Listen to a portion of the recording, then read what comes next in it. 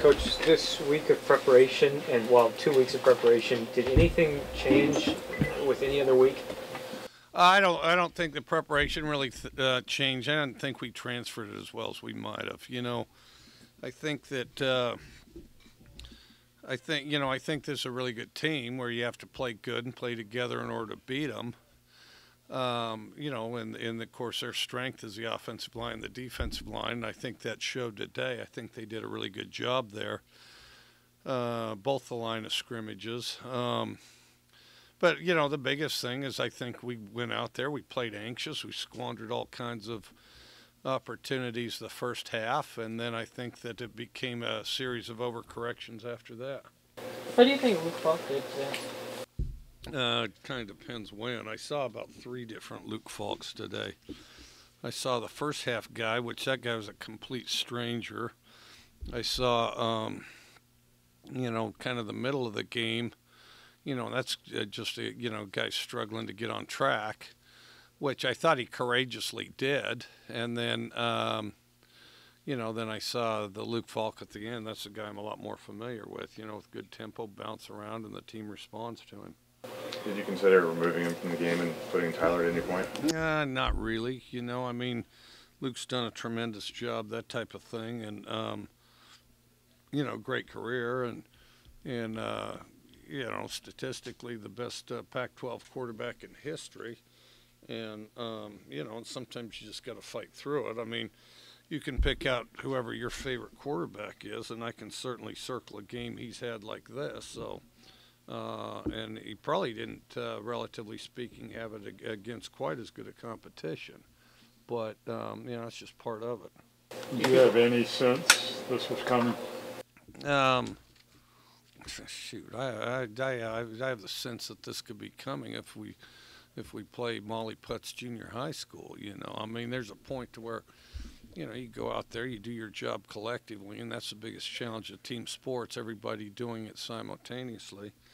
And, and the one thing that is true about us, I mean, we're very thin. We're a thin team. And our first level guys, when we play together and we play extremely hard, and when we do that, we can beat anybody. But our margin of error is not what everybody else's is, that's kind of at that elite level. Our margin of error is quite narrow.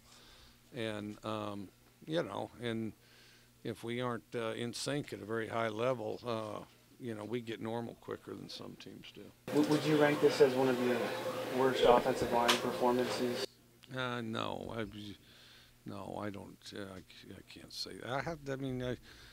You'll have to do the math. However many games and I know that you guys like definitions of stuff. You can look at all the games I've coached and however many years I've coached, and that's not even possible to say. Do you feel like Washington's figured out some way to attack you that maybe other teams haven't? No, I don't. I think they're a really good team. I mean, attack us. They attack a lot of teams this way. Yeah, I mean, right now we're in a long line of a lot of people, and and I kind of do get a kick out of it. They'll rank them one of the nation's top recruiting classes, and then ours comes in whatever y'all rank that. And then if we don't beat Washington, you're stunned. How'd this happen? Well, I mean, and we've made a lot of ground this year, and we've done a lot of, I think, very good things. That and the fact, we've proven that we could beat some teams that Washington hasn't proven they can beat.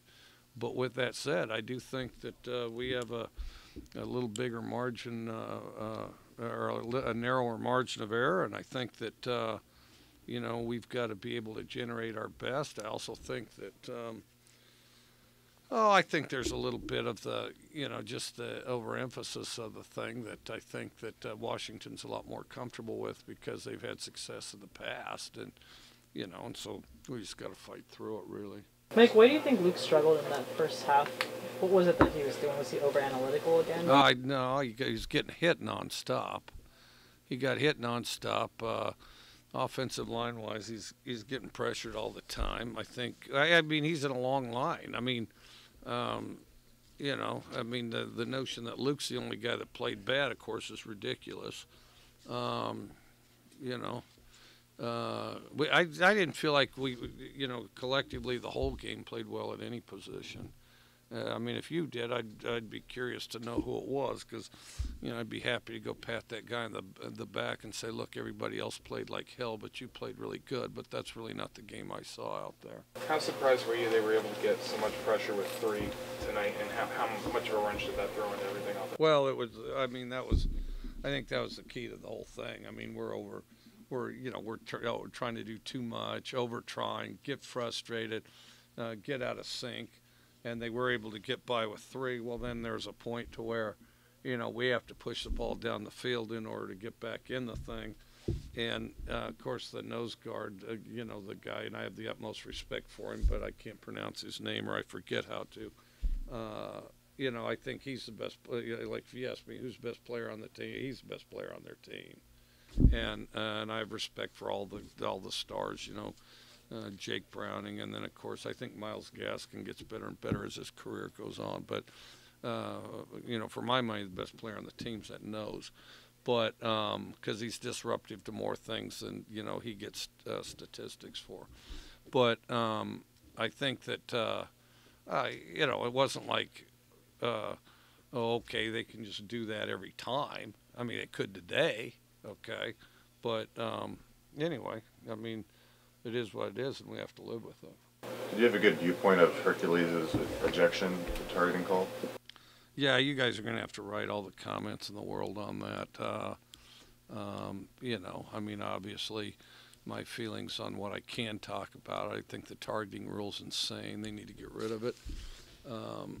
And I think that, there's those that are afraid to say that they're not against it, but who quietly are, because then they think you'll criticize them and say that you're, you know, that person's not sensitive of player safety. Everybody's sensitive of player safety. You know, the heart's in the right place as far as the whole targeting rule thing, but it, you know, it can't be effectively administered, generally speaking, not about that specific play. So they need to get rid of that. And then I think that, you know, because if you compare all the targetings over, you know, the course of a season, what's called, what's not called, I think that's, well, I mean, you got to be able to do it effectively, and we've proven we can't. So you had touched on earlier about how this team can go out and play teams and beat teams that UW struggled with and beaten USC earlier in the season. Why is it? What's it about the Apple Cup that you go back years and you still haven't been able to beat UW? Well, you act like there's a wealth of people that can. I mean, you know, go through our conference. I mean, next question. You can go look at all Mike, that what stuff. goes into you deciding when to pull a quarterback and not? Because there are 2 games where you pulled Luke for Helinski, but then there are 2 games that he didn't do as well and you kind of left him in. Like, what goes through your head? How do you make that decision? Well, I make the decision by, you know, one thing, if just he's playing poorly, you know, then it's an individual thing that I think you can address. I thought our entire team played poorly. And so, you know, somehow as coaches, we weren't able to get the anxiety out of their head and get the best performance out of them as far as, you know, going out on the field and, you know, just playing together. I mean, we were anxious, we were geeked up, we were hyped. We played extremely hard. Don't get me wrong there. We played extremely hard. But, you know, we played anxious, played frantic, overran things, over-pursued things, over-tried, overextended, you know, all the overs. Overshot, overran, over-pursued, overextended. We had a lot of overextended. You know, overthrew. We had a couple of those. Yeah, you know, just and so, you know, the biggest thing is the team as a whole need to settle down. Because it wasn't a Luke-specific problem. Because I mean, I could have stuck Helinski in there and had the D-line massacre him too. But you know, I mean, the biggest thing is I was, you know, in the first quarter, I felt like maybe we could get them regrouped and gathered in. somewhere going into the second quarter. Then I thought halftime, and then, it was we weren't able to. Do you think pulling Leach twice this season, or pulling Luke twice this season, has affected his play at all? No, I doubt it. I doubt it. Mike, it seemed like as the week went on, and especially today, internet heated up more about you leaving. Today it was Tennessee. You expect to be back next year? Are you happy? Yeah, I do. I mean, I'm, strictly focused on the Washington State Cougars, and I mean, I have a limited knowledge of the internet, which is pretty clear. I mean, I don't even turn anything on other than my phone, and then when it gets stuck, my kids turn it on. So, you guys are on your own with that because I can't, speak to rumors I don't know anything about really. But, the biggest thing is I'm, focused on Washington State, excited about that, and we're going to a great bowl, and I, for one, couldn't be happier. 2 more for Coach. What do you tell your players now, Mike, to regroup for the bowl? I mean, they had sort of that, a chance to play for the Pac-12 title if they won this game. How do you kind of get them motivated for that bowl game? Well, I don't even understand people that can't be motivated for a bowl game. I mean, you start with a whole bunch of people are trying to get to bowls. Okay, most people don't get to go to bowls. Some people don't get to go to bowls years in a row. How are you not motivated for a bowl? If they had NIT games for teams that didn't make bowls, I don't know how you can't get excited for that. I can't. I guess I don't understand your question. What do you tell them to just in the locker room after this to move on? Well, the biggest thing, I didn't think this game was characteristic of us and our team, and we've got to understand that. But we also have to take responsibility for it. I mean, what hurt us was us. Coaches hurt us, players hurt everybody, our whole locker room. We just gotta play better. Go there and do the things that got us here. Make routine plays, do them over and over again. And okay, yeah, you can call it the Huskies and the Apple Cup, and you can make up all the words you want, but I mean, you just do your job and slug through it, make the most out of each individual play. And I think we were way too overextended as far as our attention. Everything, I think, anything that went against us, we made a crisis out of, so either consciously or subconsciously, to the point where, we didn't function very well because, Washington, here's what Washington looked like. They looked exactly like we saw on film.